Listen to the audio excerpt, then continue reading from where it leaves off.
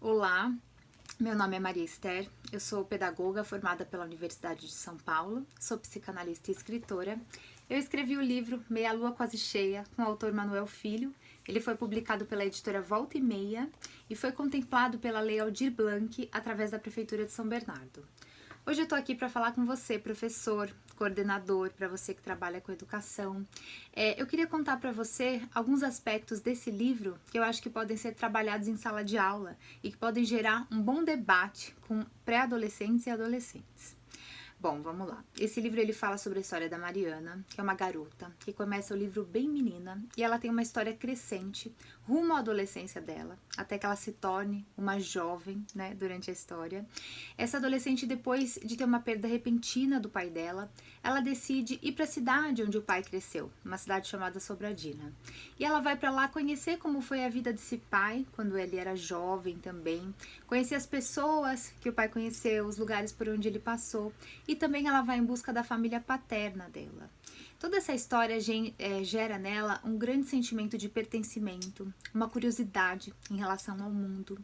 E ela vai crescendo conforme as coisas vão acontecendo. Então é uma aventura e uma viagem que é tanto para fora quanto para dentro. Bom, essa fase da adolescência é uma fase muito gostosa, mas é uma fase que os adolescentes geralmente têm algumas crises, né? E eu li recentemente uma frase do psicanalista Winnicott, que ele fala um pouco sobre essa imaturidade da adolescência e ele coloca de uma maneira bonita. Então eu até anotei aqui para ler um pedacinho para vocês, né? Que ele fala que o adolescente ainda é imaturo e que essa imaturidade é preciosa, porque os aspectos mais excitantes do pensamento criador, os sentimentos novos e diferentes e essas ideias de um novo viver estão ali presentes. Então, é tudo isso que o livro passa pra gente realmente. Bom, eu vou falar para vocês sobre o que eu considero um primeiro aspecto que a gente pode conversar um pouquinho.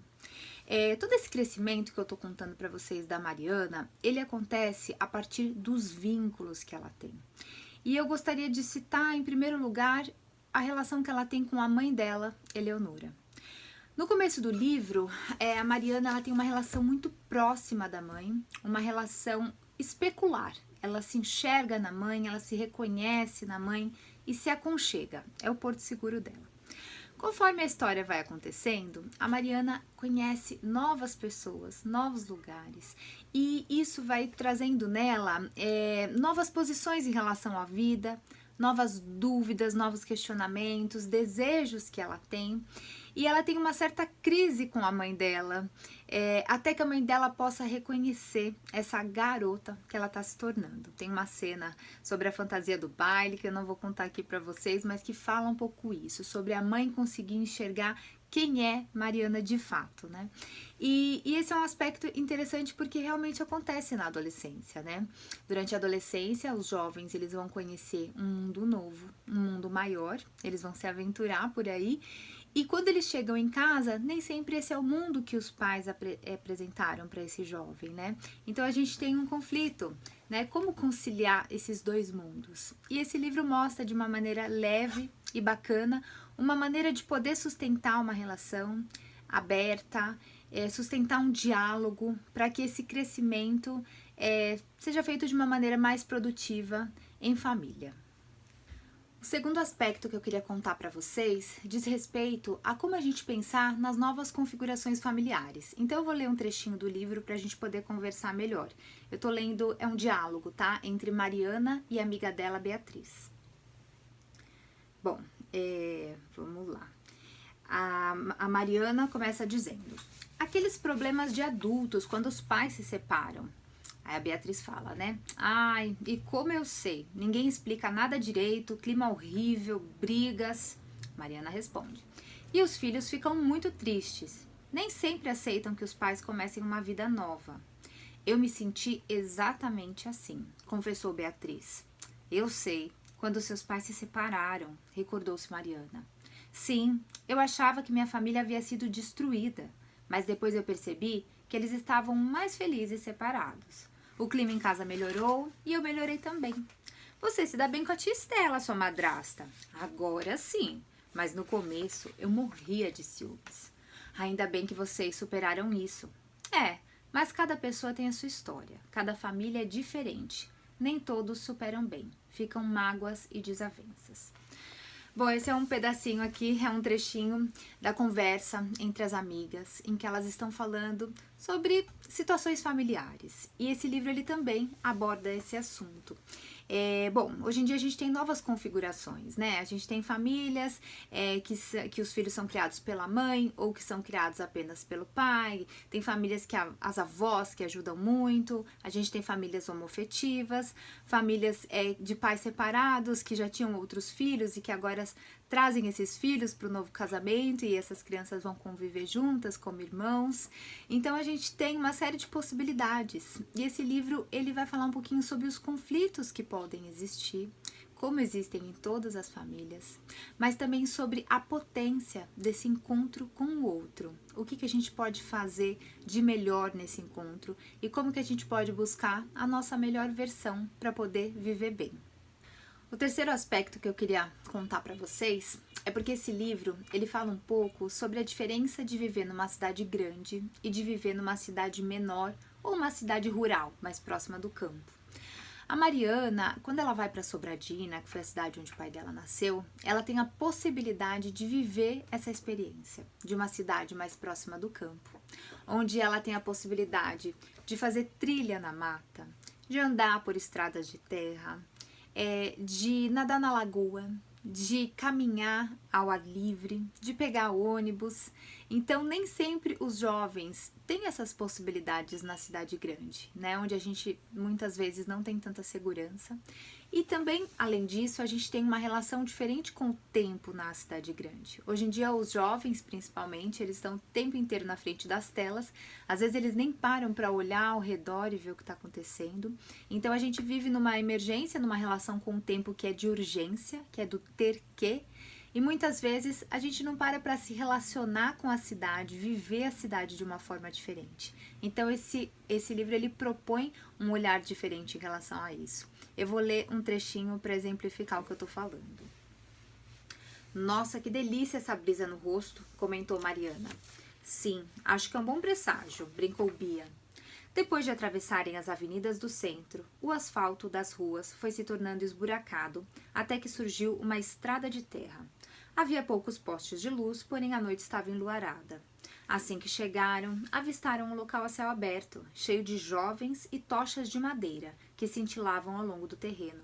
Aquilo sim era um baile de verdade, pensou Mariana diante daquela visão. Então esse trechinho ele mostra um pouco essa experiência de se sentir ao ar livre e de poder viver situações diferentes daquelas que os jovens estão acostumados.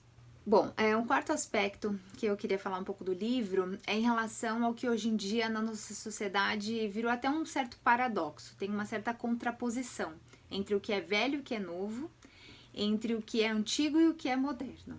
Então é como se tudo que fosse velho e antigo tivesse sido ultrapassado, tivesse ficado para trás e fosse retrógrado. Mas na verdade não, né? O velho e o antigo, eles têm o seu valor, eles têm a sua história, eles contam muito da história pra gente. Não é à toa que eles existem e perduram e eles devem ser olhados e respeitados, né? Acho que cada caso tem que ser observado. Mas hoje em dia essa fluidez e essa agilidade do novo parece que tomou o lugar como se o antigo tivesse que ser descartado, né? Então a gente tem um trechinho aqui que fala sobre essa reflexão em relação a um móvel, a uma peça. E a personagem, a Mariana, ela vai repensar a ideia que ela tinha de que só porque era antigo, então não tinha o seu valor. Ela vai mudar um pouco isso. Então vamos lá. Inclusive, é até uma cena em que elas estão num cinema antigo, vendo um filme preto e branco, e elas ficam muito desinteressadas. E o dono do cinema vai perto delas e fala assim, olha, prestem atenção, às vezes vocês podem gostar desse filme, será que só porque ele é antigo ele não é bom? Ele planta já a semente. E aí vamos ver a reflexão que a Mariana fez, né? Na volta, a Mariana ficou pensando nas palavras daquele senhor. Suas paredes não importam, o que realmente importa é a memória desse lugar.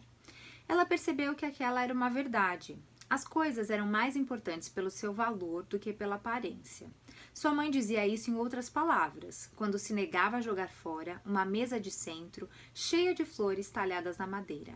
A menina achava a mesinha fora de moda, mas Eleonora dizia que a sua beleza estava justamente no fato de que ela tinha muita história, mais de 100 anos. Isso também valia para as pessoas. Cada um tem a sua história e ninguém deve ser julgado pelos olhos dos outros, divagou.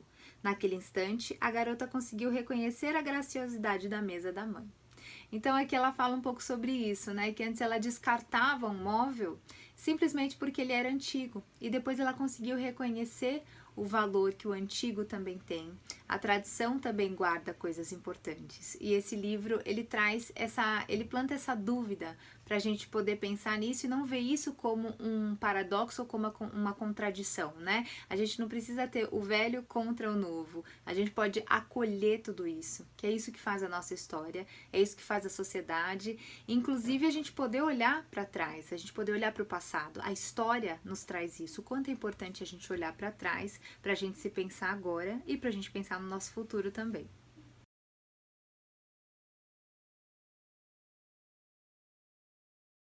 Olá, eu sou o escritor Manuel Filho e a Esther já falou um monte de coisas que eu acho tremendamente importantes a respeito do nosso livro, Meia Lua Quase Cheia. Então, o que eu posso falar para vocês é da importância da leitura e como ela entrou na minha vida. Ela entrou por meio da Biblioteca Pública, a Biblioteca Pública Monteiro Lobato, em São Bernardo do Campo, e ali eu tive contato com o livro. Eu acho que é muito importante a gente sempre falar da biblioteca pública, porque tem muita gente que nem sabe que pode entrar numa biblioteca pública. Então, acho que é nosso papel poder falar da importância e de como é fácil você pegar o livro que você quiser para você ler. Eu também acho muito importante falar da importância da escola pública. Eu comecei a ler com essa cartilha aqui, Onde está o Patinho? E eu guardei esse livro até hoje porque ele foi muito importante. Eu trago dele as primeiras experiências que eu tive com escola, com prova, com amigo. E eu acho que estimular a leitura em ambiente escolar é muito importante. Gibi. Gibi também eu acho que é um tipo de leitura muito importante. Eu fui uma criança que gostava muito de ler, eu colecionei gibis, e esses gibis fazem parte da minha vida até hoje. Até hoje eu gosto de ler gibi. Eu acho que muita gente começa a ler por meio desse tipo de material, e eu acho muito importante que ele seja estimulado também. Claro, também temos os clássicos da literatura, que são sempre livros muito importantes para que a gente possa ter acesso, começar a ler, começar a se encantar e se interessar pelo mundo dos livros. Temos os autores clássicos. O Lewis Carroll é o autor de Alice no País das Maravilhas, Alice no Reino do Espelho. E eu acho que ler essas histórias, estimular as crianças a conhecer os clássicos também é muito importante. E vejam só que legal, eu de tanto ler, de tanto me interessar pela leitura, acabei me tornando escritor, escrevi esse livro que eu adoro, Meia Lua Quase Cheia, com a Esther, e esse aqui também, que eu conto a história da Cidade da Criança. Então, uma vez que a gente é mordido pelo bichinho da leitura, a gente nunca mais quer parar. Tem gente que vai virar escritor, tem gente que vai ser sempre um ótimo leitor, o que é muito importante. Então é isso. Eu espero que você tenha gostado do nosso livro, da nossa conversa, das informações que a Esther passou, que são tão preciosas, e que você tenha vontade de estimular a leitura entre os seus alunos, porque isso sempre vai ser muito importante para eles. A gente pode não perceber hoje, pode não perceber amanhã, mas no futuro, quando ele perceber como a leitura foi importante, as histórias que ele carrega com ele, eu tenho certeza que ele vai lhe ser muito grato. Muito obrigado. Muito obrigado a todos os professores, porque eu acho que o trabalho de vocês sempre é muito importante para quem escreve e para quem lê. Tchau e até mais.